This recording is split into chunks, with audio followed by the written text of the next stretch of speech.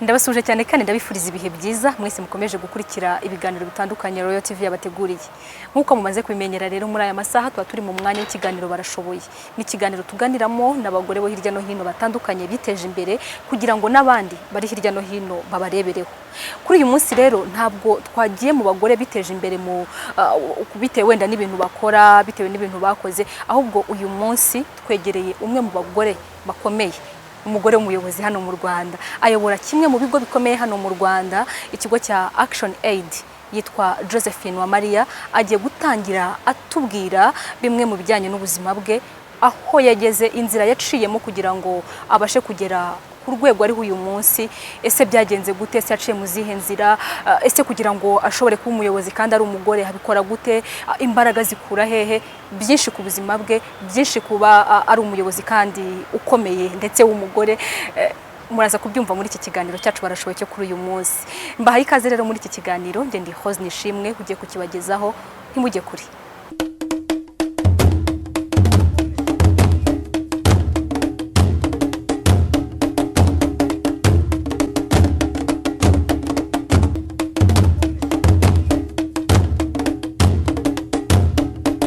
Aha rero Josephine agiye gutangira tubwira uwo ari we mu buryo burambuye. Muraho neza. Muraho n'amahoro. Mwatangira mutwibwira. Murakoze. Nitwa Maria Josephine, nkora muri Action Aid, maze imyaka 6 n'amezi hafi 9 niyobora mu Rwanda. Ndi umunyarwandakazi usheshe akanguhe, imyaka 60 n'ukwezi kumwe. Ndashima Imana ko impa imbaraga zo gukora kandi ikampa n'umwete wo gukora, kuko ushobora kugira imbaraga udafite umwete, ariko njyewe mfite umwete, mfite imbaraga, mfite ubushobozi kuko narize, narangije amashuri kaminuza, mfite masters muri project management, MBA muri project management. Maze imyaka myinshi nkora muri development sector, sector y'iterambere, cyane cyane nibanda ku iterambere ry'umugore n'umwana, kuko mu mashuri nize ibya social work na social administration, kumenya imibereho y'abantu, imibanire. Bityo rero njye byampaye n'icyerekezo cyo kumenya ko uburenganzira bw'umwana, uburenganzira bwa muntu ko ari ngombwa guharanirwa. Mu byo dukora, mu by'ukuri dufasha abagore n'abakobwa kumenya uburenganzira bwabo, mu kwiteza imbere, kugira uruhare mu kwiteza imbere, kuko twemera ko cyane cyane igihe muri rusange nemera ko umugore afite ubushobozi, afite uruhare. Icyo rero njye kintera no gushima leta yacu, kuko yashyize imbere umugore. Nyuma y'imyaka myinshi cyane umugore ahezwa n'umuco, ahezwa n'imitekerereze muri society ko umugore agomba kuba ni mutima w'urugo, niwe ubazwa byinshi, ariko ntabwo bivuze ko agomba guhora inyuma. Ikambere agomba kuza imbere kandi n'uruhare rwe rukagaragara ko mu by'ukuri umugore ashoboye. Hanyuma yo kutubwira rero, ni nko kutwibwira muri rusange kugira ngo nyine abadukurikiye bakurikiye kino kiganiro bamenye umuntu turimo kuganira. Turagira ngo none utubwire indi mirimo wakoze mu buzima bwawe mbere yo kuza kuyobora Action Aid, hanyuma tunyuriremo no muri make ubuzima bwawe bwa mbere y'uko uzanye muri Action Aid, ubuzima bwawe buri muri urakoze cyane, reka mbanze noneho ubuzima bwanjye ntaraza muri Action Aid. Nk'uko nari mbabwiye, nize amashuri ndayarangiza, ahubwo icyo nashakaga kugaragaza ni uko iyo ufite intego n'intumbero mu by'ukuri uyigeraho. Imyaka ntabwo ari ikubuza, kuko narangije kaminuza kera mwebwe mutaravuka muri 81, ariko naje gukora icyiciro cya gatatu masters mfite imyaka 50 irenga. Nari mfite 50 hafi n'ine, 54 nibwo na graduatinze. Kandi ngiye ku graduatinga barampemba no kumpemba kuko nari umunyeshuri wahize abandi. Icyo rero kikagaragaza ko iyo ufite intego uyigeraho, kuko ngewe nkirangiza kaminuza muri 81 nari mfite intego yo kuzakora masters, ntazagarukira kuri degree ya mbere, ariko kubera responsibility niyo mpamvu ngana ku buzima bwanjye. Kubera ari jye wari umwana mukuru, ni jye mwana mukuru iwacu, ni jye mfura, kandi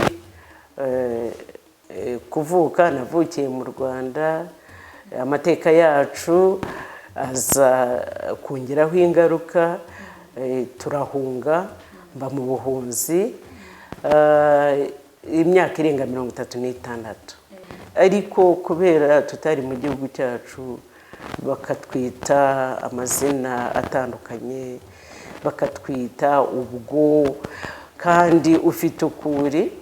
Ibyo rero ngewe byanyigishije kumenya ko nk'umuntu nkeneye kugira uburenganzira bwanjye, natwe famiye yacu ikwiriye kugira uburenganzira. Barumuna banjye niyo mpamvu ngewe ndangije kwiga natangiye gukora, ariko siniyitaho. Numva umuhamagaro wanjye ari uko mbanza nkita kuri barumuna banjye n'umuryango wanjye, kugira ngo uzave muri bya bihe bibi ariko ushobore kwibeshaho kandi wibeshejeho neza. Ndashimira Imana ko twabigezeho. Barumuna banjye twavutse, ababyeyi banjye batubwiye ko twavutse turi abana 10, 3 barapfa, bafatu ari bato, nge sinabamenye. Twari 7, twakuze turi 7, ariko 2003 murumuna wanjye wankurikiraga yitaba Imana, ariko nabyo biturutse ku kuvutswa uburenganzira. Kuko ngewe ndi muri primaire, ngiye kurangiza primaire, papa yashatse kunshingira. Ashatse kunshingira, kunkura mu ishuri ngo anshyingire, mukuru we niwe wangobotse. Aravuga ati umwana wanjye aracyari muto, wowe niba akuze kuri wowe, nge ntabwo akuze, nge mureke nge nzamwitaho. Aho rero niho hanyeretse ko burya umukobwa aca mu bibazo bikomeye. Data wacu amfashe ashaje, noneho atangiye kunyitaho. Natangiye segonderi, ngira Imana, leta iramufasha y'igihugu twarimo, twari mu Uganda, bampa basare kuko babonaga nkora neza. Ariko icyo cyarambabaje cyane, kimbabaje bituma numva mu mutima wanjye ntakwiriye kugira umugore cyangwa umukobwa ubura uburenganzira bwe. Murumuna wanjye naje gusubira mu rugo nsanga baramushyingiye, baramukuye mu ishuri baramushyingiye. Noneho ntangira kubaza mama wanjye, mama kubera iki murumuna wanjye yitwaga Monika, kubera iki Monika mwamukuye mu ishuri? Ati mwana wanjye ntugire ibyo umbaza, bibaze so. Umbajije papa, ati nuko byagenze, numva birambabaje. Noneho ndangije uwa kane, ariyo mashuri icyiciro kibanza cy'amashuri yisumbuye, aravuga ati ubu ngubu nawe ntabwo ari ngombwa, ati se urakomeza amashuri uzaba umu administrateri? arambwira ati nawe ugomba kuyicara. arambwira nti rero ibyo washakaga kunyicaza bya kera ntibishoboka, ati urabikomeza iyo myanzuro yawe, kuko yari afite abagabo bagenzi be, icyo twakwita mu cyongereza peer pressure. Yari afite peer pressure y'abandi bagabo bambwiraga ngo wowe abakobwa bariga, kuko njye na murumuna wanjye, urumva murumuna wanjye yari avuyemo, umva ko nanjye bari bunkuremo. nabwira nti rero urankuramo ngenda ajya kurega mu buyobozi. Icyo cyonyine nicyo cyamukuyemo, nabundi yari amaramaje. Icyo rero cyampaye guharanira uburenganzira bw'umukobwa n'umugore, kuko impamvu bamukuye mu ishuri ni uko bumvaga ko agomba gushyingirwa. Kandi abakobwa n'abagore mu by'ukuri umuco wacu bakoresha nk'aho ari goods. Nta kindi bashakaga inkwano. Inkwano ntabwo iruta ubuzima bw'umukobwa. Icyo nicyo nge n'inama nagira n'abantu bose, ko bahindura uwo muco. Umukobwa ni umuntu nk'abandi, ntabwo acuruzwa.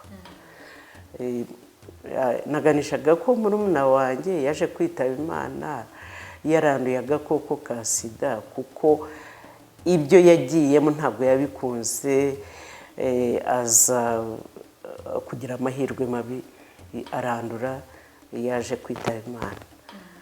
Ariko icyo nshimira Imana ni uko umwana yansigiye, ubu akuze, ubu yaranashatse no gushaka. Nkumva icyo kimpumuriza, kuvuga ngo murumuna wanjye nakundaga ntabwo yasize ubusa. Njye mfite basaza banjye babiri bibeshejeho, barashatse, bari mu mirimo myiza, barangije amashuri, bafite masters. Umwe ni umuganga, undi ni umunyamategeko. Mfite barumuna banjye, umwe ari mu buyobozi, undi akora imirimo arifashije, afite abana 4. Undi aba muri Amerika, ariko nabwo afite akazi keza. Ndabishimira Imana ko ibyo ari byose ya ntego nari mfite yo kwita kuri bagenzi banjye nayigezeho.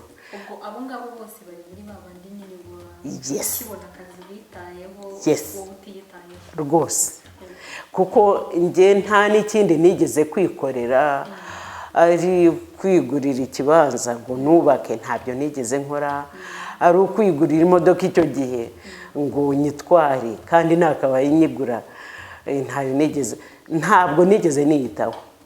Ariko icyaje kunyongera imbaraga ni uko namenye Imana, ni uko nakiriye agakiza mu mwaka wa 81, aho Imana iranyereka iti banza ushaka ubwami bw'Imana no gukiranuka kwayo. Noneho aho nshatse Imana inyereka ko ngomba kwita no ku muryango wanjye, kuko muri rusange najya kuba narabivuyemo nkavuga nti ndangije kwiga nanjye iyo urangije kwiga urashaka ubona akazi ugashaka ukabyara ukita ku muryango wawe nuclear ukarekera aho ngaho ariko njyewe kwita ku bavandimwe banjye nabifashe nk'inshingano kandi ntabwo ari no ku bavandimwe banjye abo tuvukana gusa ariko no ku babyeyi banjye ababyeyi banjye kumva ko bakwiriye kubaho neza kandi nakabaye mvuga nti papa ntabwo yashatse ko mbaho neza reka ndeke ababyeyi banjye ariko nashima Imana ko yagiye papa yashaje umwaka ushize ariko ntabwo yashaje ameze neza tumwitaho neza ari ntacyo yicuza ngo ese ko yabyaye abana bamwitayeho. Birumvikana rero ko icyo gihe ubuzima butari bworoshye. Ntabwo bwari bworoshye rwose. Uko bitari byoroshye se ku mugore nyine nk'umugore urumva ko muri icyo gihe yafatwaga nk'umuntu udashoboye kandi mu by'ukuri nyine ashoboye, wowe wabashije kubyitwara mu mutima, iki kintu nyine cyaguteraga imbaraga ukumva ko ugomba guharanira uburenganzira bwawe? Nk'uko nari maze kukubwira mu by'ukuri icyanteye imbaraga kurushaho ni uko nabonye murumuna wanjye avukijwe uburenganzira, njyewe narashoboye kuvuga nti mbonye untera inkunga ari we anko wanjye mukuru wa papa ampaye inkunga yo gukomeza amashuri yanjye, njyewe uburezi bwabaye foundation y'imbaraga zose nagize, kandi no kumenya ko kuko ushobora kugira uburere n'uburezi ariko ntushobore kubikoresha nk'uko ari ngombwa. Njyewe kugira intego iri clear ko ngomba kuzagera ku buzima bwiza ari uko njye mbukoreye, ariko nize neza, ariko mbonye akazi keza, ari uko ibyo byose. Ikindi ni ukumenya ingaruka y'umuco. Umuco njyewe kuba waragize ingaruka kuri murumuna wanjye wambereye isomo. Icyo rero njye nicyo kimpa n'imbaraga n'uburyo nkora byose, ari uguharanira uburenganzira bw'umugore, kandi n'umugore nanjye nkamubera urugero, nkamuha ubuhamya. Hari abandi badakunda kugaragaza iby'ubuzima baciyemo, ariko njyewe mbifata nk'isomo no ku bandi bagore no ku bagabo, kumenya ko umugabo ntagomba gukandamiza umugore nk'uko papa yashingiye ku muco agakandamiza murumuna wanjye, abitewe na ya peer pressure, kwa gusunikwa kwabo urungano rwe. Ibyo rero njye nibyo bimpa imbaraga, ari gukora ubuvugizi, ari gufasha abandi ko bagomba kwiremamo icyizere, kumva ko bafite icyizere. Njyewe bituruka kuri iyo background, atari na background gusa, ariko niba mfite amashuri, naragiye mu ishuri kandi nkiga neza, kandi nkamenya icyo niga, kuko njyewe no gufata iriya course ya social work na social administration nabwo byari biturutse inyuma hariya, kumva ko imibereho y'umuntu nanjye ngomba kuyiharanira, ngomba kumenya ko hari abagira ibibazo bitabaturutseho ariko biturutse kuri social factors. Byatumye nkunda gukora mu bigo by'abana, kuko nicyo nabanjirijemo, maramo imyaka 10, kandi noneho iyo myaka 10 nkora ubuvolonteri, kumva ko bariya bana nta kibi bakoze ariko ni social factors z'abafegitinze. Nanjye nditanga, ndabakorera, ndabakurikirana, ndabakunda pe. Ndangije nagiye gukora mu kigo gifasha abanduye, abafite ubwandu bwa sida. Abafite ubwandu bwa sida nabwo nakoze muri icyo kigo imyaka 6. Ntabwo biba byoroshye kuko niba abandi abenshi baba barihebye, nubwo wabaha serivisi hari n'abatayishimira, nubwo waba wagerageje ute, ariko njyewe mu buzima bwanjye ndi committed gusavinga the most vulnerable. Ku buryo nakoze n'amezi 6 mu kigo cy'ababana n'ubumuga. Andi mezi 6 nyakora mu mpunzi, nabwo abari vulnerable.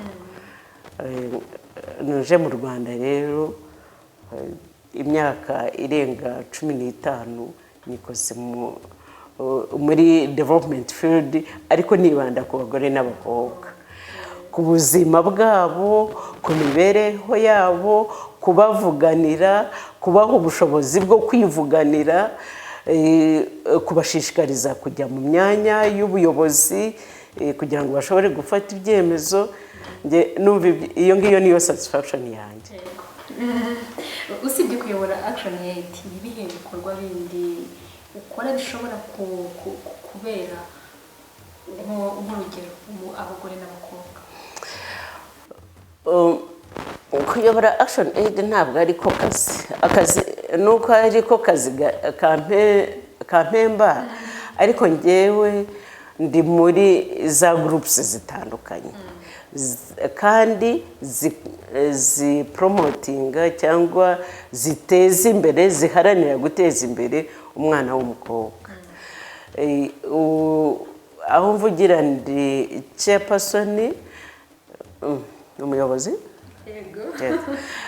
ndi umuyobozi wa association y'abakobwa, ubu ngubu ni abagore bigiye mu ishuri ryari ryiza ry'abakobwa muri Uganda, muri Mbarara, ryitwa Mary Hill. So twashyizeho association yitwa Mary Hill Old Girls Association, dukora ibikorwa bitandukanye. Ibyinshi ni uguharanira uburenganzira bw'umwana w'umukobwa.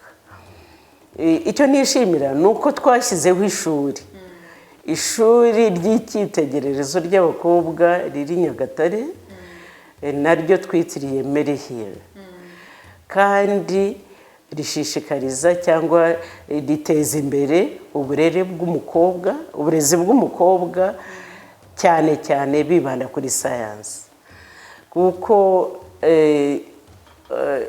ubundi amasomo ya science abakobwa bayitiriraga y'abahungu, tukumva njye cyane cyane imibare nari nzi ko nta muntu uyitsinda.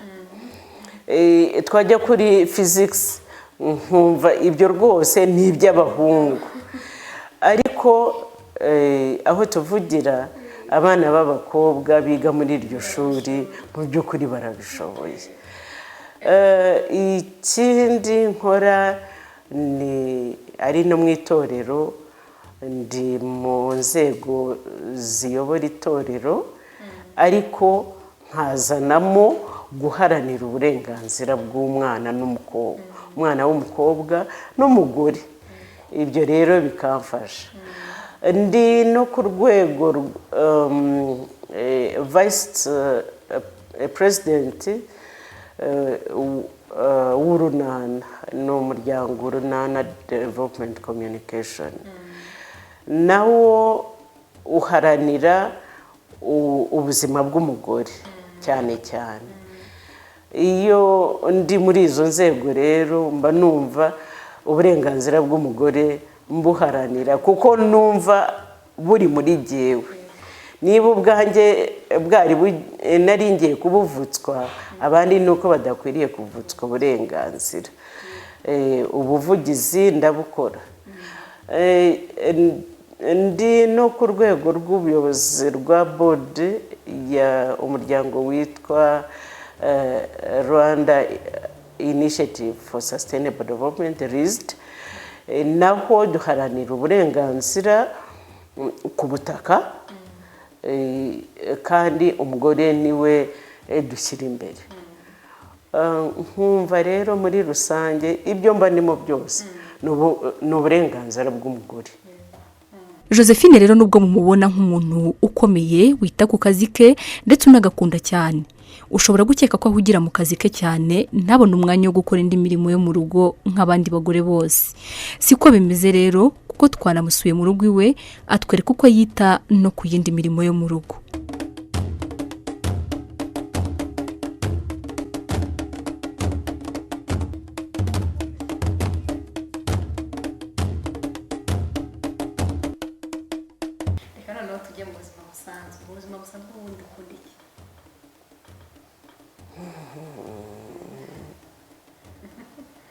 Icya mbere nkunda gusenga,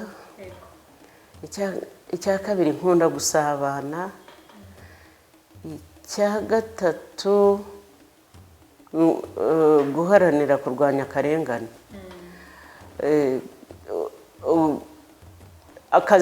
Nkunda akazi, kandi akazi ntabwo nkashyiraho ngo nuko kari bumpembe. Njya amasaha hafi nka 18 mba ndi mu kazi. Ayanjye ni make, ariko nayo make mba numva mparanira uburenganzira bw'umugore n'umukobwa.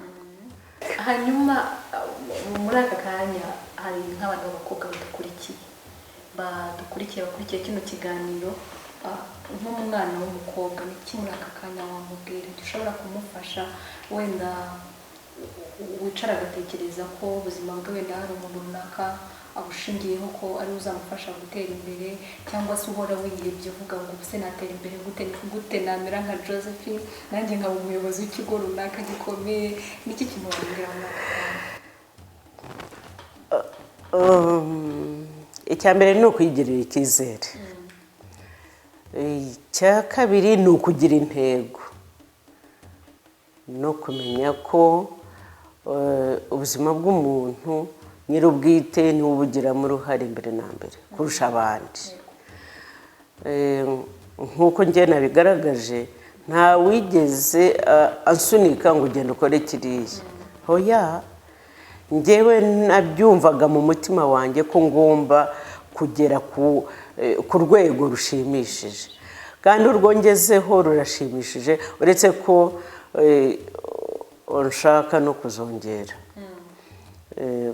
Kuri iyi myaka yanjye nshobora no kuzatangira andi masomo, gukora PhD cyangwa gukora masters ya kabiri, ariko atari ukwicara gusa ngo ubuzima bwawe buri ku wundi.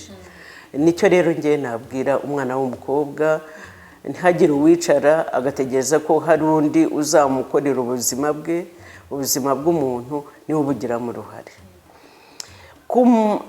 No guharanira uburenganzira, umukobwa agomba guharanira uburenganzira bwe, kandi umuco ugomba guhinduka, ni twebwe tugomba kuwuhindura. Ubona nk'ingorane abagore bo mu Rwanda bagihura nazo zishobora kuba zaba nk'imbogamizi kuri bo mu gutuma iterambere ryabo risubira inyuma ari izihe? Nibanze ku muco. Umuco mu by'ukuri ufite kinini ukora mu gusubiza inyuma ibimaze kugerwaho by'umugore. Umuco wacu uha umugore guceceka, ntagire icyo avuga, ngo niwe mutima w'urugo, ngo niwe uceceka, ngo nagira ibyo. Hari abo bakubita ugasanga batanabigaragaje, bakanabeshya no kubeshya ngo noneho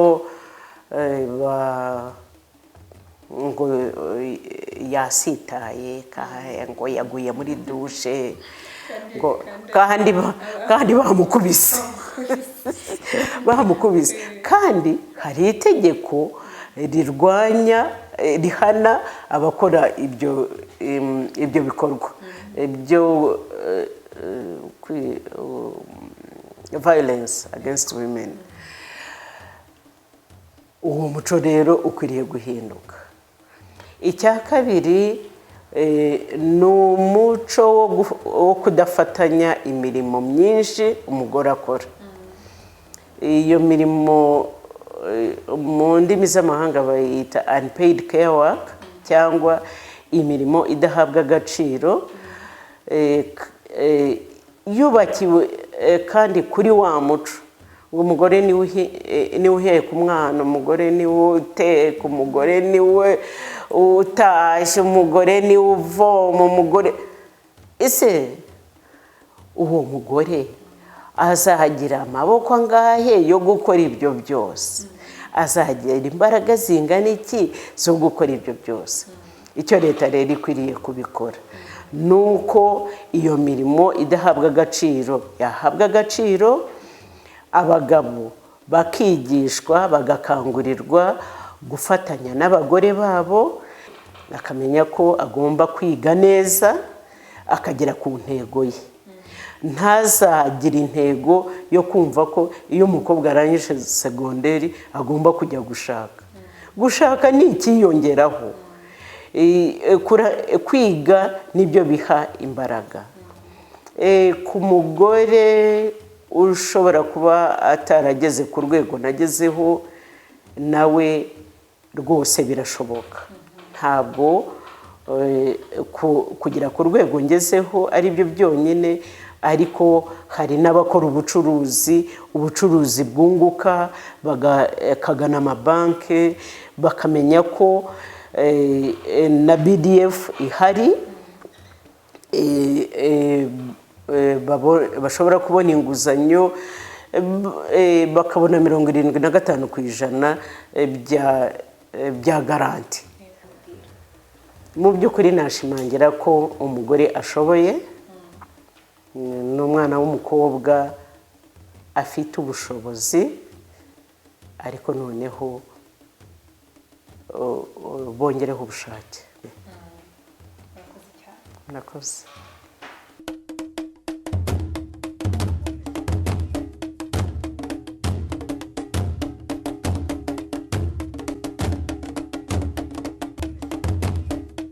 Reka mbashimire cyane mwese twabanye muri iki kiganiro. Nizere ko hari byinshi, hari ubumenyi bwinshi, hari imbaraga mukuye muri iki kiganiro twagiranaga na Josephine.